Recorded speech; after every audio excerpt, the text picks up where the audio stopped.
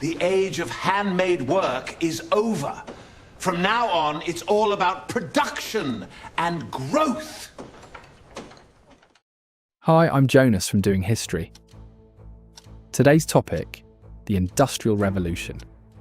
It was an extensive transformation of the economy and society, beginning in Britain in the second half of the 18th century and spreading from there.